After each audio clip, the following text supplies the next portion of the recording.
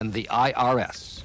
You're a family man, you've got more to lose. Like this phone conversation in which Elgindy says he was told that he and another man had to stop selling a particular stock or else. And I don't want to lose not even 5 cents here.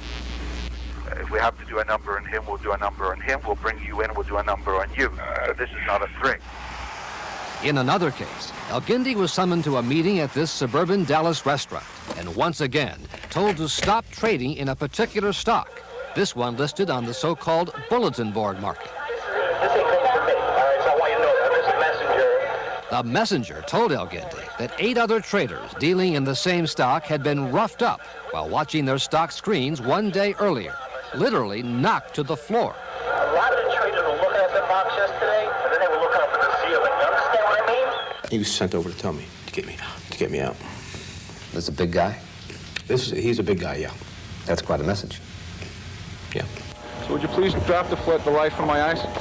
And it's clear the Wall Street tough guys won't hesitate to use their muscle.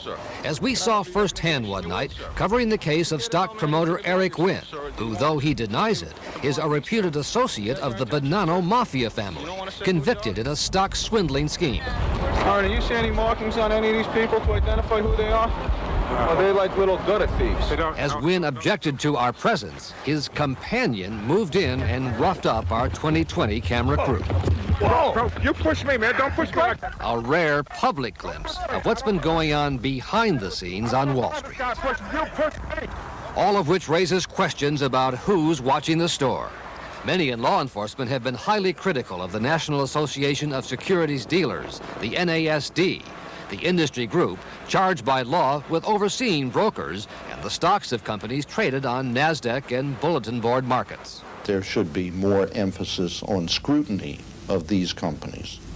So just the fact that a stock is listed on the NASDAQ market for you doesn't mean everything's above board? That's right. The top officials of NASD declined to be interviewed by 2020. But in a statement this week, the organization says that most brokers are honest and that allegations of manipulation, fraud, and bribery are aggressively investigated. That's not how these 3 investors see it. They've had it with the stock market. We were very naive because we had never invested before. And I guess you think that there are, some regulations. And this cost you how much? $11,600. And what is it worth today? $5. These guys are just running rampant out there. I mean, they didn't have some little operation. They had a huge scam going out there. So what do you say to the authorities? You guys need to do your job. Are there crooks out there right now issuing stock? All over. The stock's being traded right now? All over. Stocks you know that are scams? Yeah. Scam so good, says Tony Elgindy, average investors across America had better watch out. It's not even let the buyer beware, because they have no way to know. Well, Brian, the first question I think I have to ask is, why is Tony doing this? He's endangering himself. He's one of those people, Barbara, who just won't be pushed around by anyone, including the mob.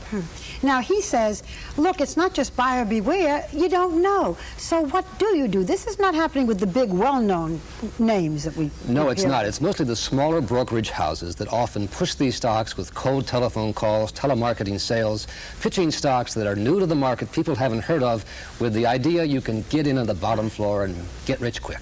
And the NASDAQ does have very good stocks. Absolutely. There are plenty of stocks there. People have got a lot of money off those stocks, but there are plenty also in there that are very questionable. So you have to really trust and know your broker and ask a lot of questions before you just plunge in, right? That is the best advice.